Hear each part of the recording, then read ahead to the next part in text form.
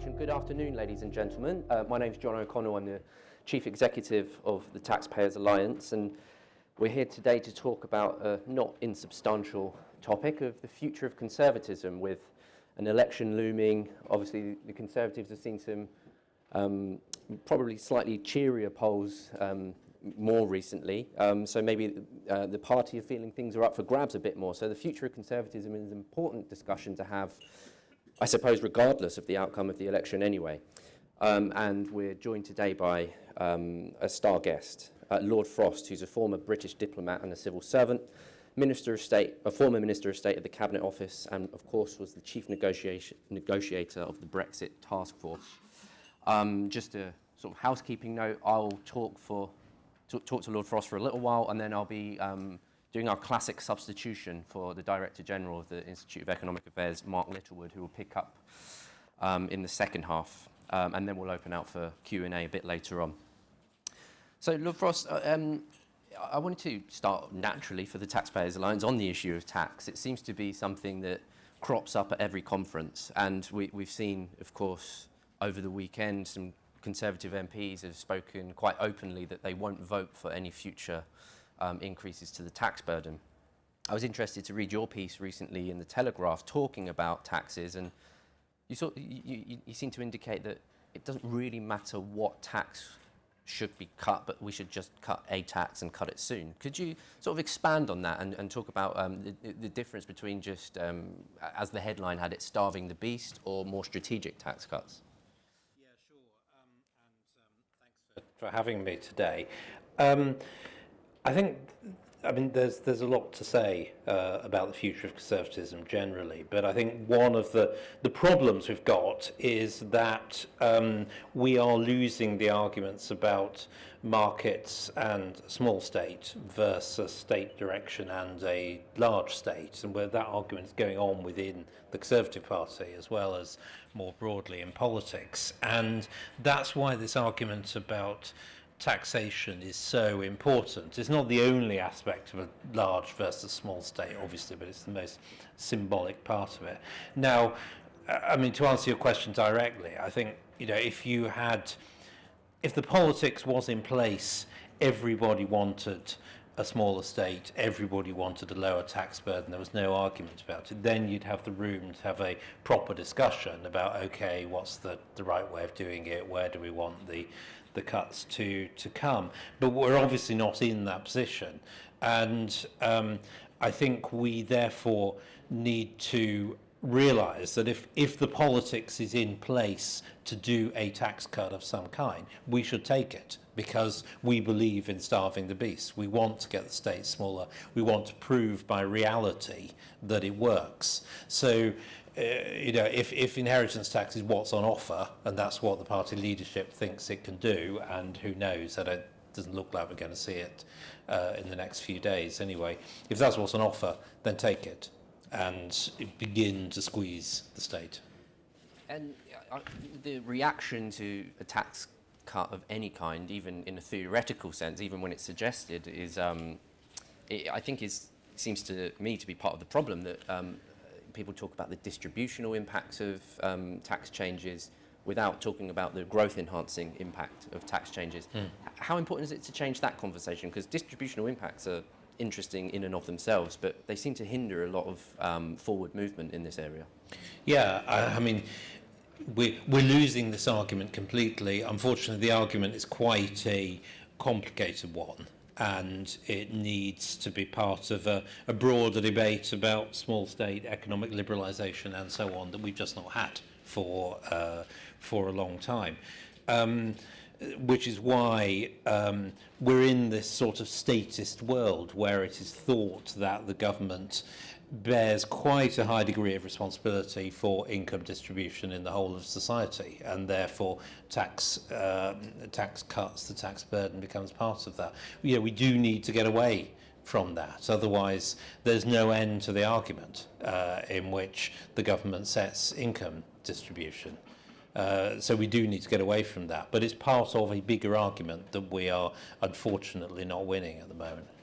There's a tension there between freedom and security, and obviously in the pandemic, I was quite surprised with how quickly people sort of welcomed draconian government action. Did Liberals misread the room on that one? Is the country much less liberal than we thought?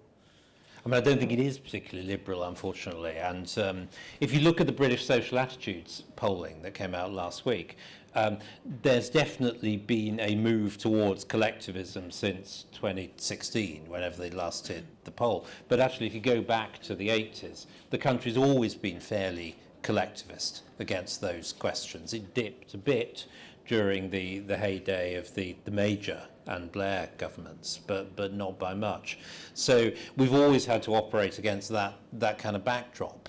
And I think the pandemic, I would say things like net zero, the repeated bailouts or pressure for bailouts, all kind of reveal this fact rather than create it. So we've got to accept we are operating in that environment, and therefore we've got to persuade by doing as well as through abstract arguments. So that's interesting, because the follow-on consequence at the moment is, of course, if a government minister is on the radio or on the television, they're berated. What are the government going to do about this? You know, whatever it is, what is the government going to do about it? Yeah.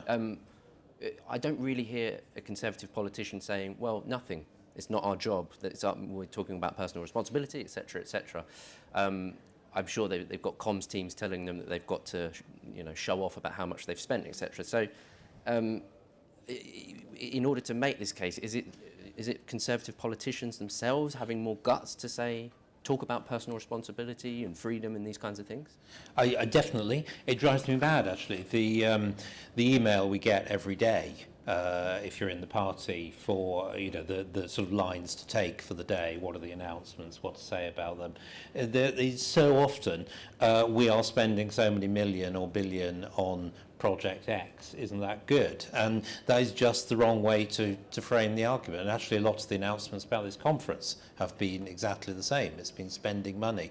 And I know Greg Hans keeps saying there really isn't any money. And we just have got to model that debate ourselves, I think. We can't expect to persuade others if all our arguments are about, the sort of cash point that just keeps on giving. Yeah, and talking of spending, of course, during the Blair and Brown years, the average rate of public spending, not including government interventions on the global financial crisis, was 37.6%. And the Conservative and Coalition average, minus the pandemic response, is 41.5%.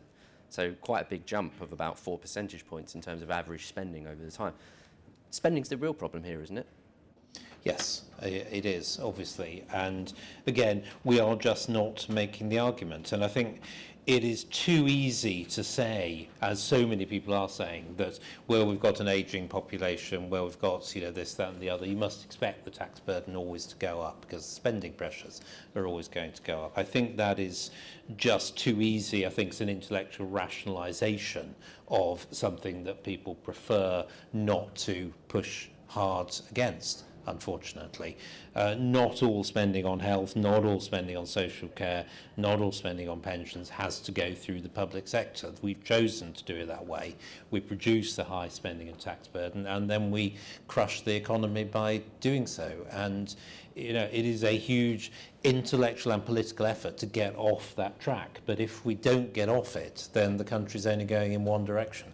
Yeah, and a bit of a theme developing, Conservative Home have a series of articles about reducing the demand for government. Lots of people with some excellent ideas about that, but is there a sense that that's putting the cart before the horse slightly? Is it easier, better, more preferable just to start reducing the supply of government? Yes, I think so. I mean, obviously, we must try and make the arguments and win the arguments for a smaller state. Let's get it back down to the size of Gordon Brown and Tony Blair. It seems ridiculous to have to be saying that. I think reducing demand for government is always going to be difficult. We have to take the lead. We have to have the intellectual conviction that says shrinking supply, a smaller state, leaving more to personal responsibility and freedom, does the job. That is, I thought, what we believed as Conservatives, and I'd just like just to be saying it a bit more. How much damage has been done to that line of thought and the idea that tax cuts are good for growth from what happened last year? I believe in this stuff. I can keep making the case, but are people listening? After such a short space of time from last year. So I think it obviously did do some damage. There's no point in denying that. I don't think this has been as bad as I thought. I think the problem, as we were saying, is the general intellectual backdrop rather than necessarily particular incidents. I mean, in a way, I've been reassured by the way the kind of growth coalition and the need for growth is kind of bubbling up again. You hear lots of people saying, at least in this world, which I didn't expect them to be saying quite so quickly, Liz Truss got it right. She just got the methodology wrong. She was trying to do the right things, but in a somewhat ham-fisted, ill-prepared way. And I think one of her problems was that she didn't realise people didn't understand what she was trying to do, and a lot more preparing the ground and talking and explaining was necessary than was given. But I'm not so down about the last year. I think the argument's still there to be made. Okay. And let's say that we managed to cut some taxes, reduce state expenditure, reduce that demand for government and reduce its supply. The big questions on reforms to things like pensions, healthcare, welfare, the things that will dominate public spending in the years to come. How tricky is it actually, even if we shrink the state in terms of figures, how can we actually get anything done? Is the state machine now so powerful and intransigent to any sort of change that it kind of doesn't matter what we do? Well, I do think that we need some broader reforms to the state machine, certainly, that give ministers more grip and more kind of political oomph through the system when a government is elected to do certain things. But I think the bigger problem is the politics in those areas, that we're just living with this assumption that those numbers always go up and there's really nothing we can do about it. And that is the job of politicians, people who think about politics, to change that situation. And the idea of reforming the civil service maybe and scrapping quangos that are no longer performing their function and all of this kind of stuff, it's not necessarily top of the list of priorities for voters. So do you feel it's a case of pushing it up their list of priorities by talking about it more? Or do you think it's sort of more the government needs to get on with it in the background and make it happen so that they can act other policies that are probably electorally more popular anyway? I mean, I think it should now be a top priority. Government modernisation. If we were in a situation where we were about to win another election and had another term in front of us, I would be saying we should now be preparing a Government Modernisation Act that sort of changes the Northcote-Trevelyan system, gives ministers direct levers in controlling budgets, bringing in staff, appointing staff, able to run the machine. So in a way that is just not possible at the moment. I mean, obviously we're not in that situation, but when we are, and I think the work is still worth doing, that legislation needs to be prepared, thought through, be ready to go on day one, so there's no argument about it. And again, as you say, you don't get bogged down doing it all. But I don't think it should be a background thing. I think it's now a big enough problem that we need to tackle this up front in its own right. Yeah, and there's a slight problem within the Conservative movement, probably small c Conservative movement itself, when Labour recently recommended giving more power to the OBR. If they're elected, they will have more power to the Office for Budget Responsibility. And that was cheered on and praised by some Conservatives. I think George Osborne, not least, said it was sensible and pragmatic. So there's a problem within the Conservative movement itself in enacting some of this stuff, isn't there? Yeah.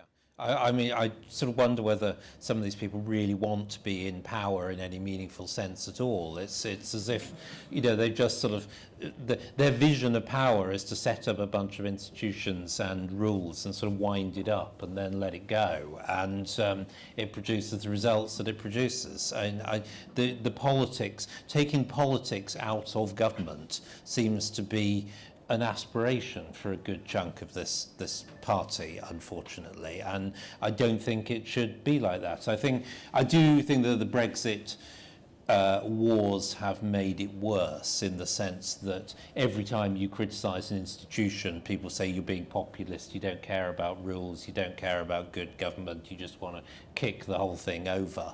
And that makes it worse. But I do think that we need to sort of get serious about the powers that enable us to implement an actual political project when we have such a project, which at the moment we don't really, but I hope one day we will, and be able to drive it through.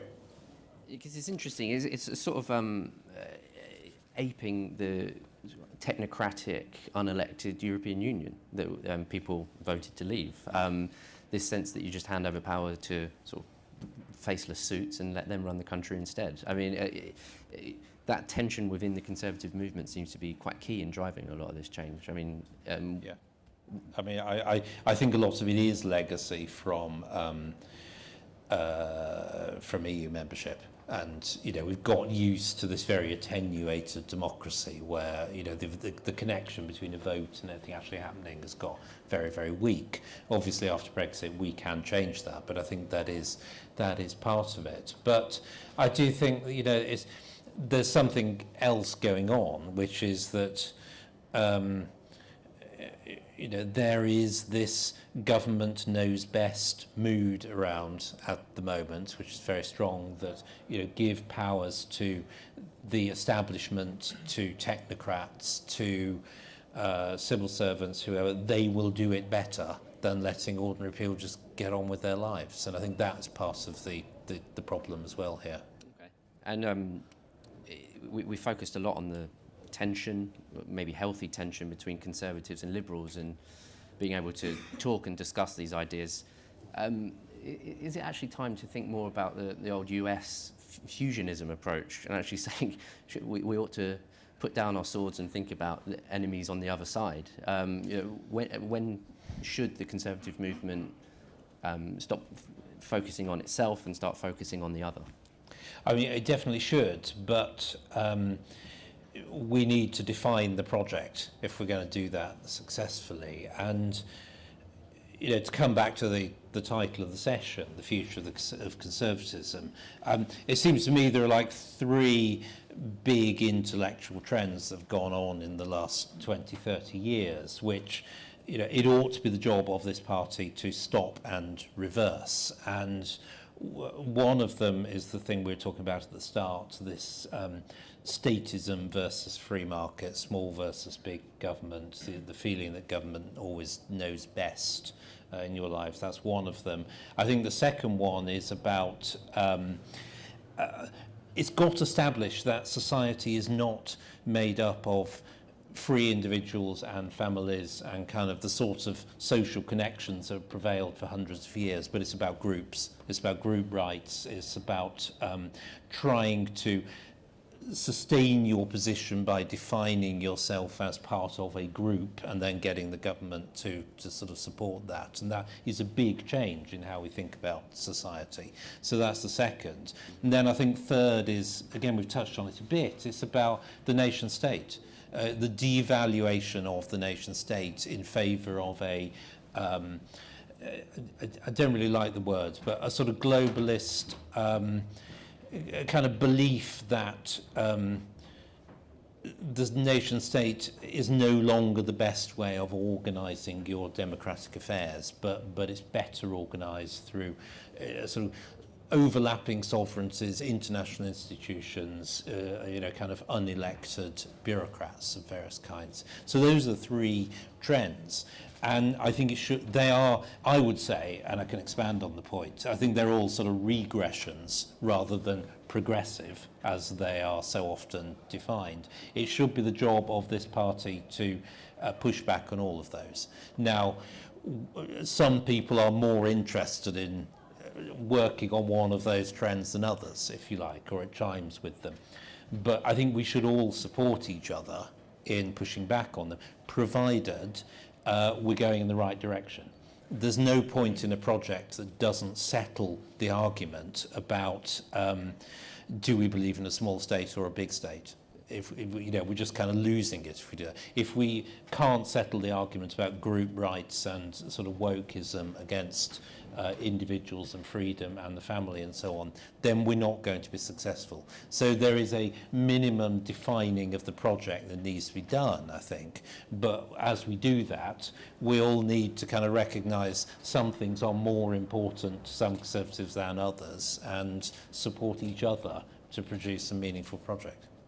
Lord Frost, that sort of concludes my section. I'm going to seamlessly substitute for Mark Littlewood now. Thanks. John, thanks very much. David, great to have you with us in Think Tent. I'm going to pick up on a few of the themes that John asked about, but I guess if we're going to talk about the future of conservatism, we should also look at the immediate past of conservatism.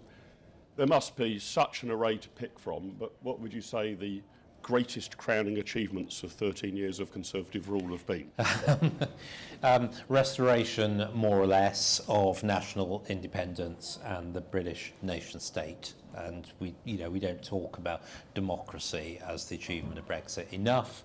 I would say education, schools in particular in England, where there is clearly a change in performance and standards over time, and I think that's a big difference. And Michael Gove obviously deserves a lot of the credit for driving that through.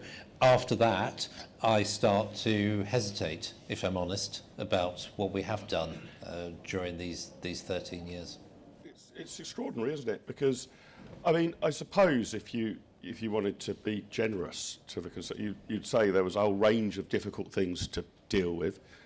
I mean, the first explanation was hampered for 5 years by the Liberal Democrats, although I think unhampered by the Liberal Democrats, the Conservatives have shifted radically to the left, actually. Yeah. But then you've had the whole Brexit farrago, which was, ultimately carried out by the Conservative Party, but was a populist, sort of popular movement rather than Conservative Party policy at the outset. You've had COVID and such like. But it beggars belief, doesn't it, that with a year to go to the general election, we've got taxes at the highest level since Clement Attlee, government spending at the highest level ever, regulation harder to measure, I guess. You can't quantify it as easily as tax and spend, but I think by any metric we're more heavily regulated than we've been at any time in our lives. How did that come to pass? I mean, I guess I'm a kind of libertarian utopian, but I wasn't expecting libertarian utopia after 13 years. But I was kind of hoping, regulation might fall somewhat, spending might be got under control, budgets might be balanced, taxes might actually edge downwards rather than upwards. Why has there been that drift in? A Martian would assume we'd had 13 years of a centre-left government.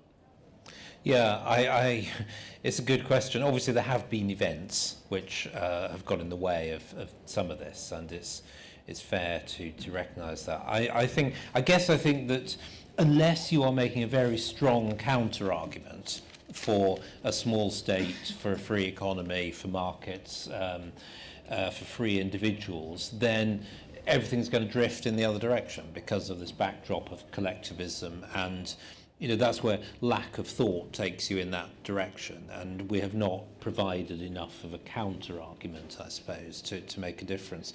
I do think, in an odd way, I wonder whether Brexit has contributed to this, because so much of our self-identification in the EU and in the debates within the EU was the economic liberal. We were the free trader, we were the country that pushed back on regulation, all this sort of thing. Now, we probably did that rather unsuccessfully over time. But nevertheless, that's what we did. That was our role, and it forced ministers and officials to make those arguments. We no longer have to, and there's no longer any countervailing pressure that stops us just sort of drifting with the tide, and indeed I think that's what we've done. Going on as we speak, there was a queue snaking right round the block, is this growth rally over in the Midland with former Prime Minister Liz Truss, Priti Patel, Jacob Rees-Mogg also speaking, and Ranil Jayawardena, the former Trade Secretary. I popped my head round the door. They've got this rather cheeky slogan on their banners, "Make Britain Grow Again," which I think is the kind of, translating MAGA over here into British politics. Do you think Liz Truss and that group are right to say growth is the silver bullet? That's the thing we've taken our eye off the ball about. Just look how feeble it's been. Okay, COVID hit and there was the financial crisis, but really it's been pretty pathetic this century, right? Not just a couple of years of retreat. Is that the magic bullet? Do you buy that strategy? That if we can find a mix of policies to get long-run GDP growth rates up to, 2.5%, 3%, hardly hugely optimistic numbers by historical standards, just a reversion to the norm, that sort of everything else falls into place?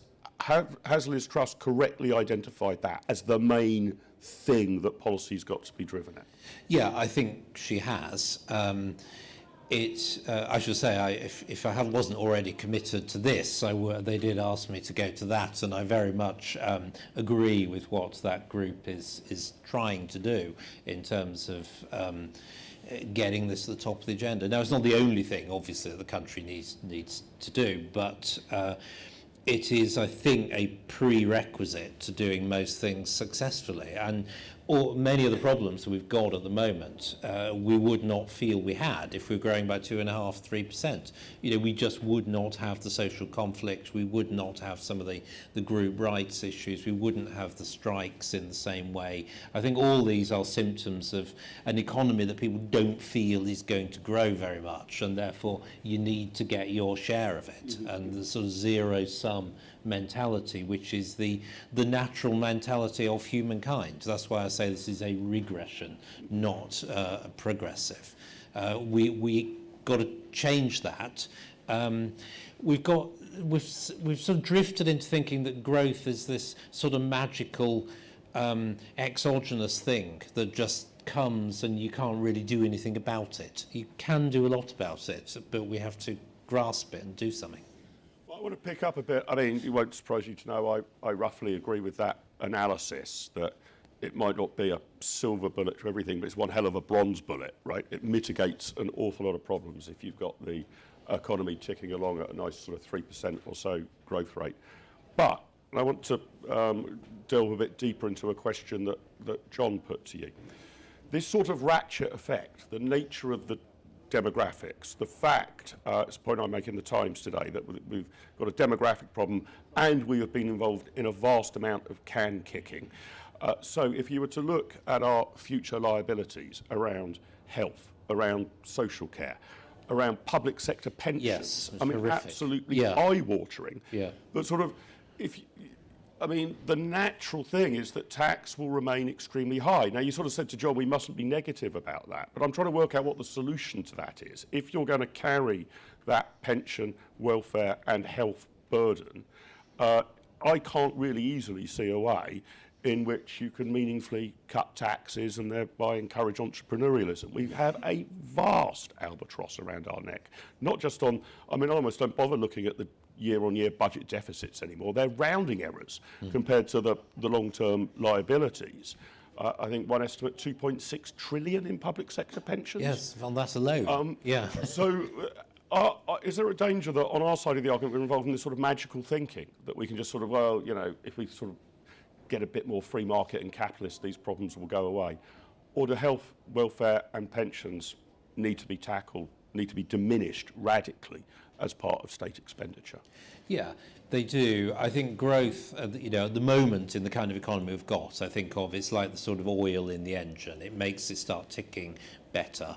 It works more smoothly. It becomes a bit more powerful. But you've still got to tackle the underlying difficulties. And without, I would say, a gradual shift over a generation of our health system to a more European style one, we're just going to see the budgets continuing to grow. We obviously need to, in my view, trim some of the, quite a lot of the marginal stuff that the NHS now does. It appears to be taking on this burden of, at any moment, this burden of social care, the sort of vast unknown mental health crisis that we've suddenly stumbled into. All these, are things that we just do not have the capacity to fund, and sort of need to shrink the borders. Similarly, I think the vastly growing universal credit system needs to be trimmed back.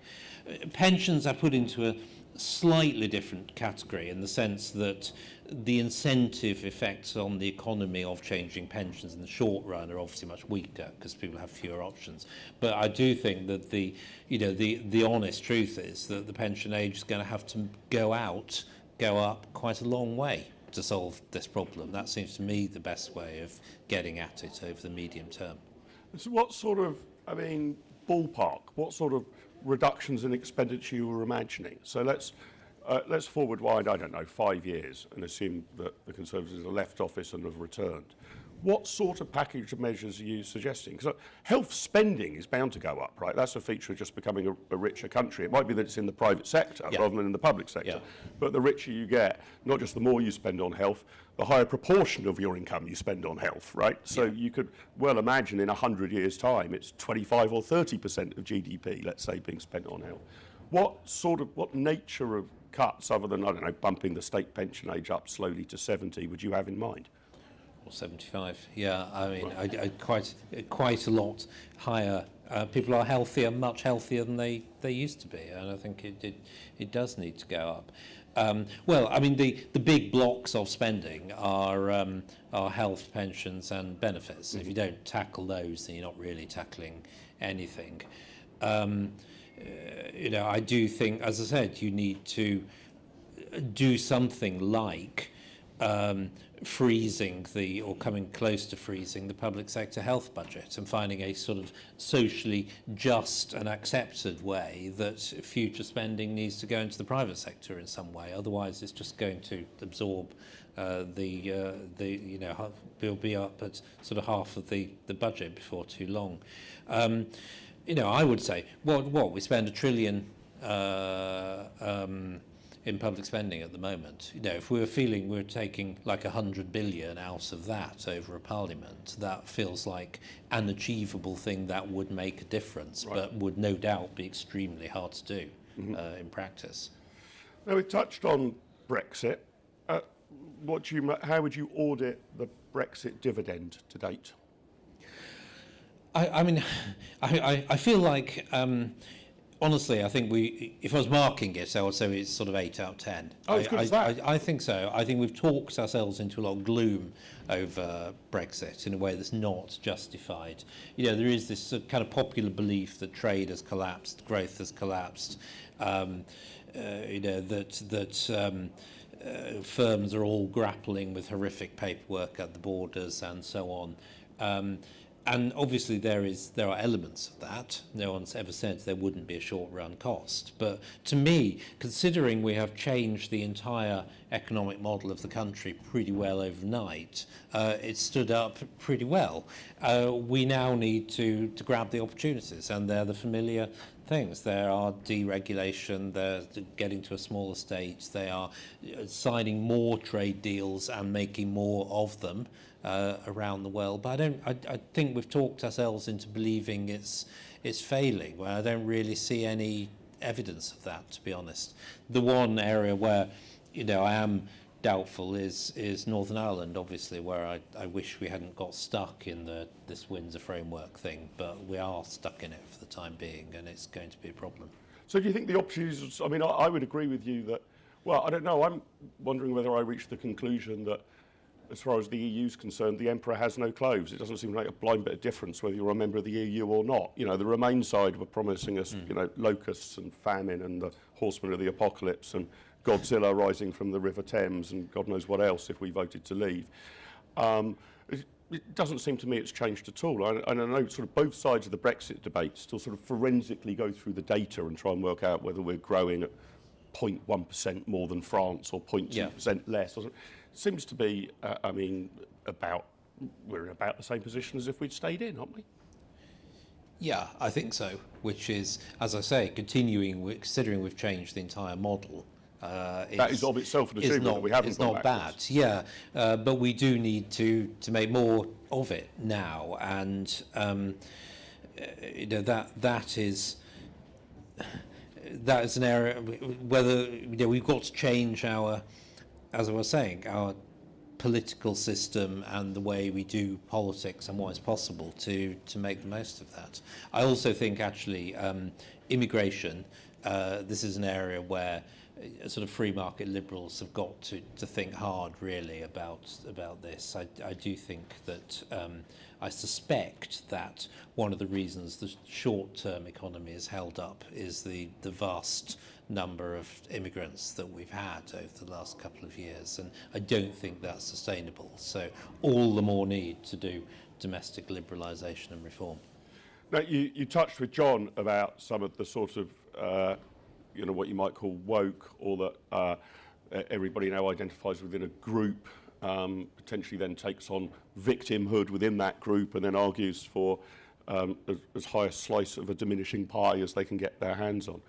Do you think the whole terms of debate to the frustration of, say, the IEA and the Taxpayers Alliance, it's just moving away from economics? Everything's culture wars now. It's not really, you know, sort of discussions about tax and spend and balancing the budget and, you know, efficient regulation. These seem to be sort of somewhat on the fringes. And everything's about, you know, critical race theory, trans issues. These are the sort of dominant controversial issues that get the blood boiling. If that shift's happened, is that a disaster for Conservatives or a welcome way to sort of win some battles? So I don't think they're completely separate things. I think we've got to recognise that politics is about values as well as pure economics, and that's just a shift that has happened, and we've got to accept that and have conservative principles on values as well as the economy. But I do think they are connected. I think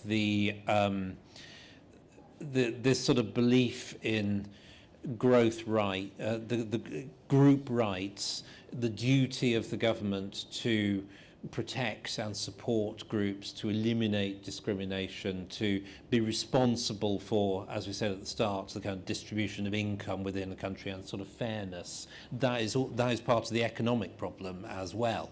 And if we don't get back to the vision of, you know, free individuals within a set of inherited traditions trying to make the best of their lives for themselves, then we are going to see growth go down even further. So I guess I don't see they're disconnected. John also mentioned a bit about, you know, it's a year on. I still bear the scars of last year's Conservative conference when it seemed that, you know, a government that was, you know, in broad terms, trying to lower taxes, you know, perhaps get spending under control, or there's been some criticism that was never happening, and deregulate sort of completely imploded and was beginning to implode at the time of the Conservative conference last year.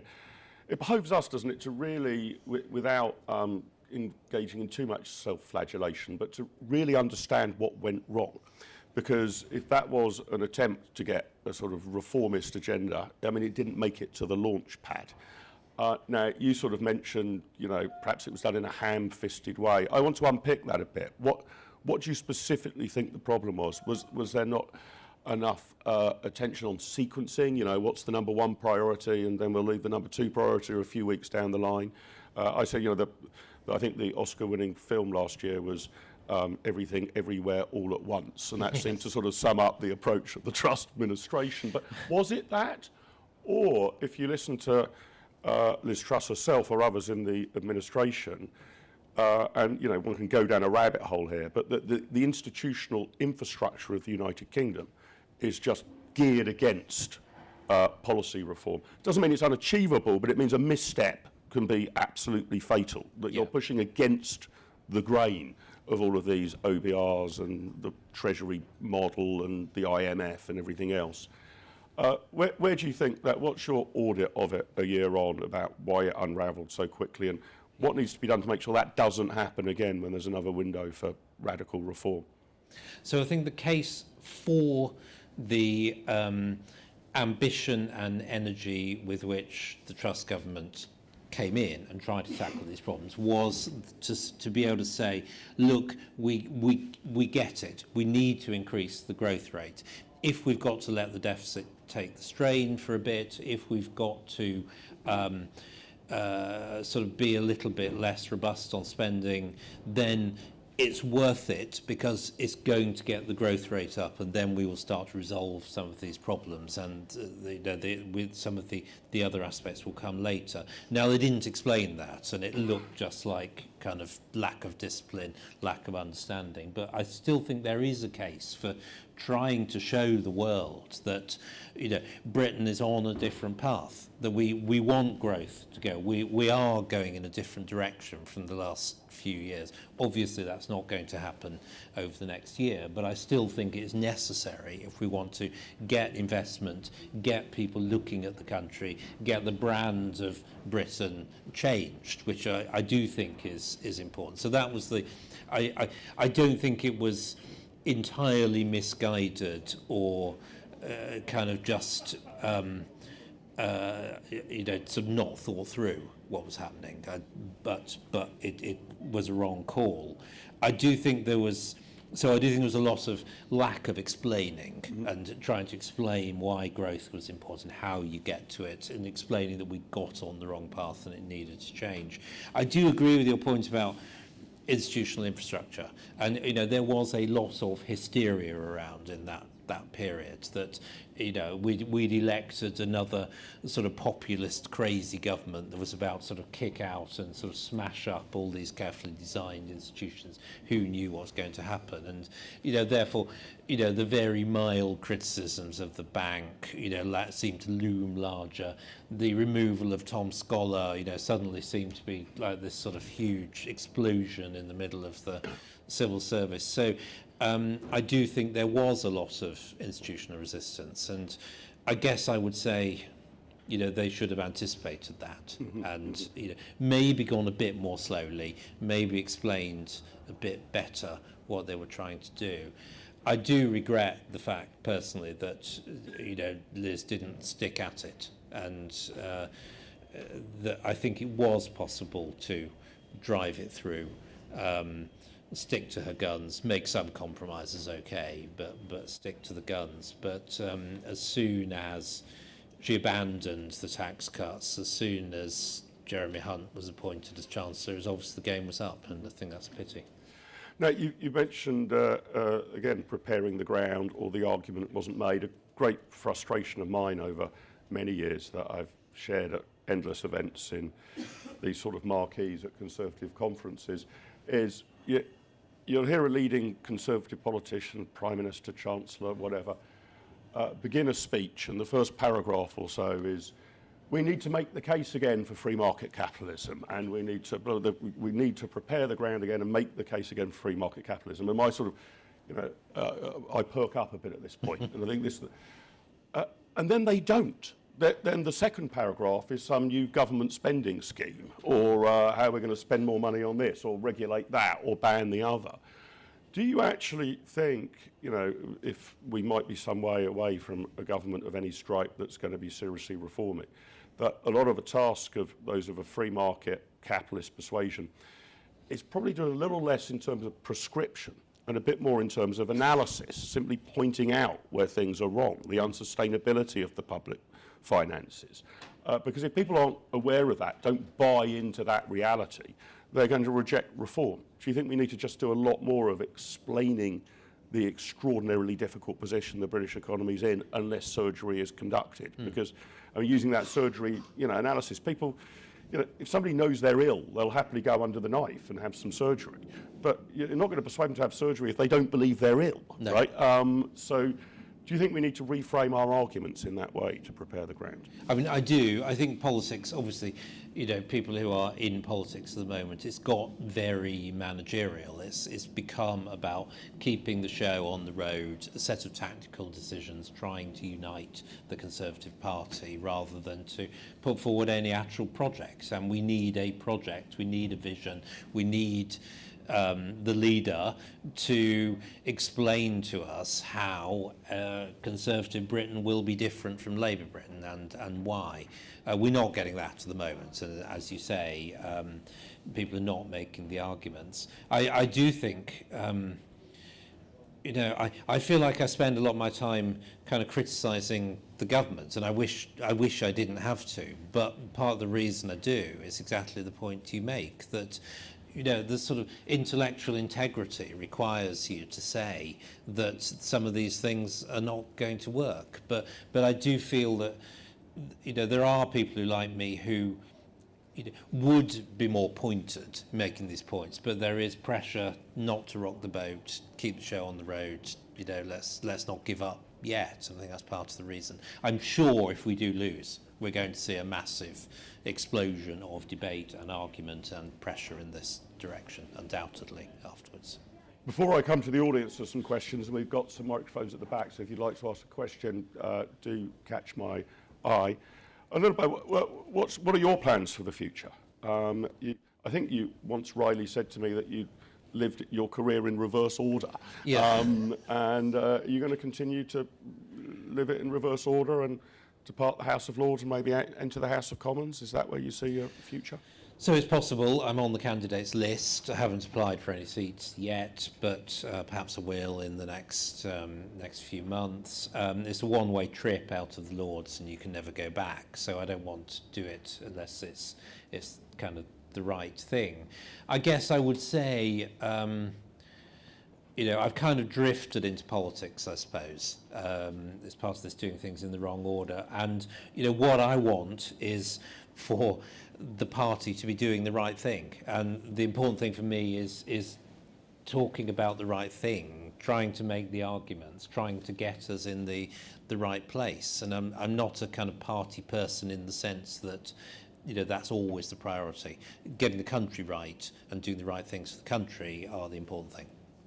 David, thank you very much. Let me come to the floor here. We've got a few questions here. I'll probably take two or three. So could we take the three here along the row, and then I'll come to you, sir, in the next round. So start with this chap in the front row,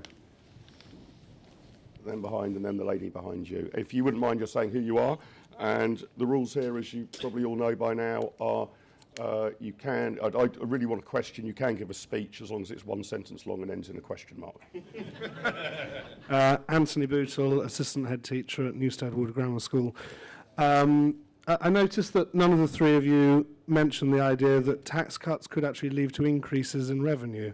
We don't have to look that far back to the 80s, of course, it happened under Osborne. Why have we stopped talking about that now?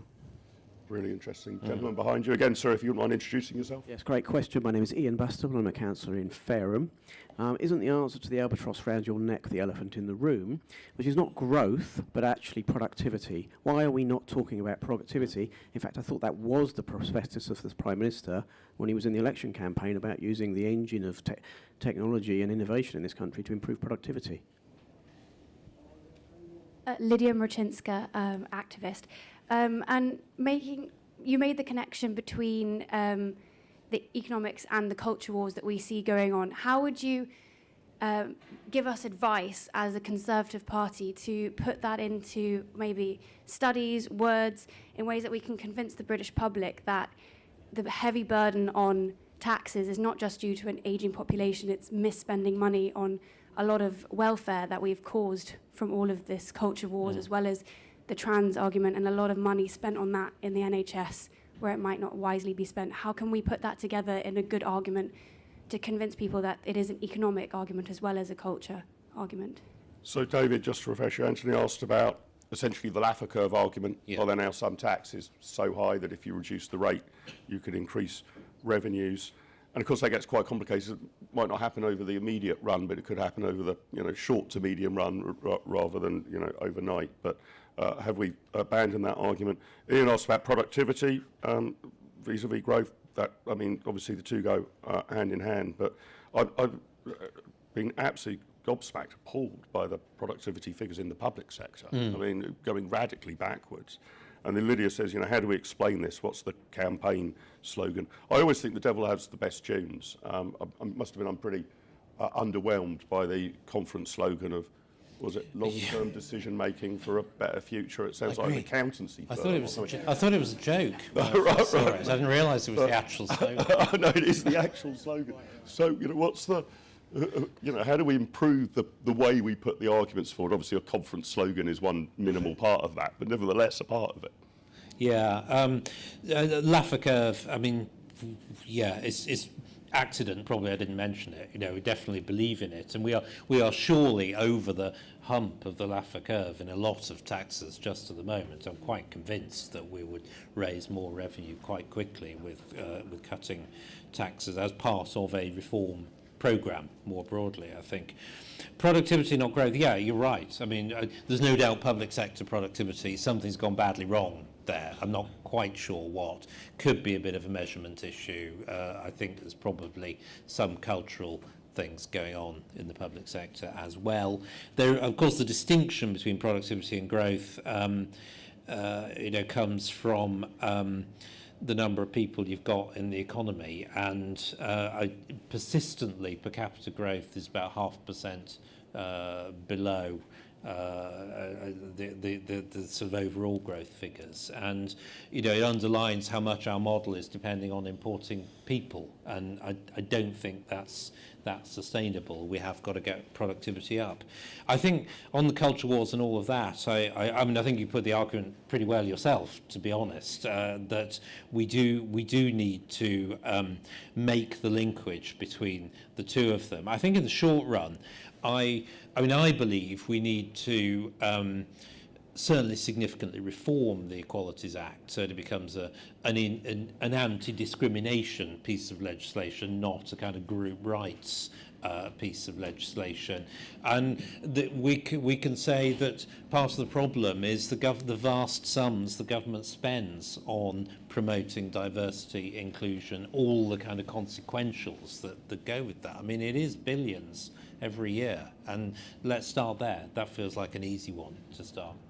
Probably got time for just a few more questions. I did promise this gentleman at the front, then behind you, then right at the back, and then I'll come over to this side. Ian Barking from Gosport. Thank you for coming to us today. Right at the beginning, you mentioned that you felt that we've lost the argument between large state and small state, and that large state is taking over. Do you think that's true of party members? And if you don't think that's true of the party members, do you think the elected representatives, i.e. they should be listening more to their constituency parties? Interesting. Thank you. Ted Granger, President of Nottingham Uni Conservatives. In the way that Liz Truss didn't make the argument, or should have made the argument, about making the decisions about increasing the deficit now to have prosperity in the future. Does the Conservative Party not desperately need to be in opposition in order to have the necessary conversations about returning to free market conservatism? And then right at the back, gentleman right at the back there. I just came from the Midland Hotel, where there was a queue around the block for Liz Truss's growth, British growth. Yourself, sir? Sorry, yeah, Ali Miraj, a broadcaster and commentator. The queue was around the block. It seemed a little confusing to me because it was a 49-day summer internship as PM, ended in humiliation and defeat. So what does that actually say about the state of conservatism and the future of it when you have a queue round the block for an utter failure? There you go, 3 easy questions there. The large versus small state thing, it does seem from most polling that I've seen that Conservative Party members take a more free market view of policy than Conservative parliamentarians, frankly. I mean, I couldn't exactly chop up which polls I've seen on that, but that seems to indicative of it. You know, is there a way to, if you want the free market side to win, do we need to empower the members more? Ted asked, you know, almost as a period in opposition, you know, now required. Do governments just run out of steam? You need to refresh yourself, you know, rethink, recharge your batteries. Very hard to do that in government. And Ali asks, you know, what's the great popularity of Liz Truss, shortest serving Prime Minister, with, you know, about half of the people in this secure zone seem to be determined to hear her speak. The influence of party members. How should I put this? I'm not sure that all Conservative Party and parliamentarians have the highest esteem for the opinions of their membership, and I think that might be part of the problem. In my experience, the party membership is definitely sort of pretty Thatcherite in that sense. But you know, when you come to Whitehall and Westminster, you are surrounded by all sorts of other influences that push in the other direction. And if you don't have any strong convictions of your own, then you'll go with the flow. And I think to a large extent that is what's happened with the parliamentary party. Opposition, I mean, no, I don't ever want to give up power to the Labour Party, even under its kind of sort of weak form under Keir Starmer. I still think it's going to reinforce a lot of the trends that we're seeing at the moment. So I don't think it's ever good to be in opposition. If we end up in opposition, definitely we need to have this argument properly and settle what the party is about, even though it's going to be quite painful, because I don't think we're going to win unless we do settle what it's about. Liz Truss, the cue for failure. I think, you know, people can see that, as we were saying, you know, aspects of the Liz Truss government were mishandled, but I think there are two reasons why there is still interest. One, people do know that growth is really important, and if we don't have a policy about growth, we're not going to solve the problems.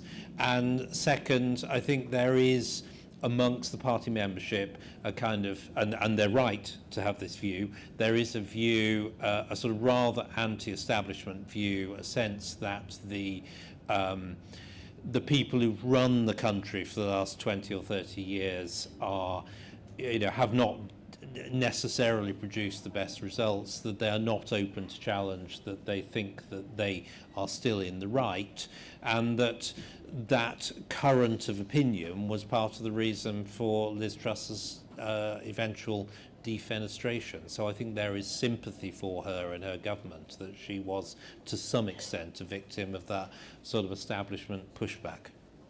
Okay, well, I think we've got time for a couple more questions. There's one at the back over there, and just wait for the microphone. My name's Richard Knowles. I'm a gardener and a care worker, and I was also a social worker for 20 years. I'm a bit worried about the growth in the health problems, the health profile of the population, both mentally and physically, and whether that's, you know, there's a problem where people are getting stuck. Is there any way that the government, any ideas about how we can incentivise people to sort of move forward in health and get away from welfare and back into maybe part-time work, something that would move them forward? So this, I think the Chancellor, I didn't study it in detail, has indicated some of this today, that you're going to, you know, a bit of carrot and stick, I think, in terms of getting back into work. But the numbers are pretty jaw-dropping, aren't there? There's 2.6 million people off work permanently sick of working age. I mean, this is one hell of a, I thought we were over the pandemic. I mean, this is one hell of a large number of people. So, you know, is this really happening, or is it a reflection of the system that you can sign off sick more easily? How do we get people working again? Or is there actually a major problem with both physical and mental health, which is, you know, causing so many people to, frankly, be idle rather than be productive? Yeah, I mean, it's. I don't think there's a simple answer to the question, obviously, and there are a lot of things going on. I think if we had a more European-style insurance-based system generally that had slightly different incentives in the system, maybe you would see some improvements in public health. I think there are obviously some deeper trends in Western society that are contributing to obesity and so on that I don't think are well understood. I think people reach for the solutions, whether it's sort of ultra processed food or big food companies or whatever the latest fad is, but I think they are displacement activity rather than a real thing. I mean, I think that the truth is that even modern wealthy economies like ours can't afford to keep sort of 5 million of the workforce permanently idle at everybody's expense. And I don't know whether there is a mental health problem or not. I don't know whether everybody who isn't working necessarily can't work, but I think we do need probably a bit more stick as well as carrot to test that out. And I just think the reality is that if we are going to continue growing, we need to expand the workforce again, and that's just the way it is, unfortunately. Let me just finish very quickly with a question from the chair. What's the one thing that you would really like to hear from?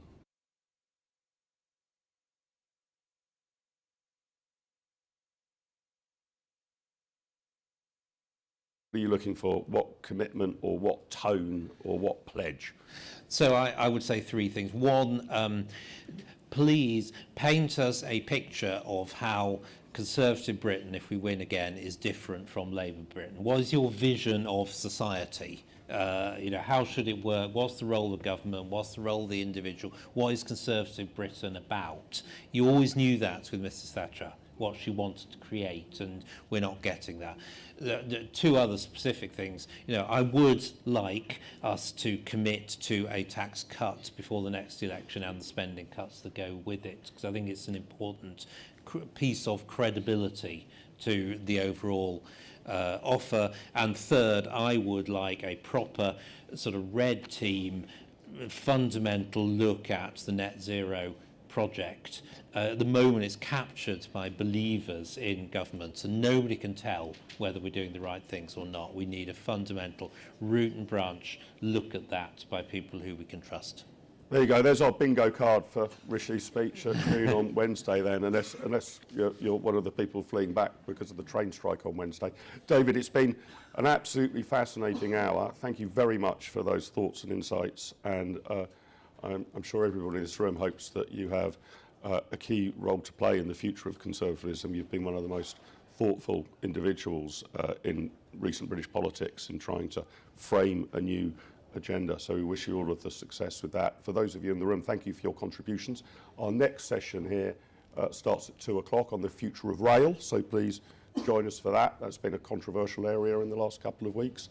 Maybe there'll be an HS2 announcement on Wednesday. That would be a way to leave Manchester with a bang, wouldn't it? So please do join us for that. But most importantly, please join me in giving a very warm thanks to Lord David Frost. David, thank you very much. Thanks a lot, Richard.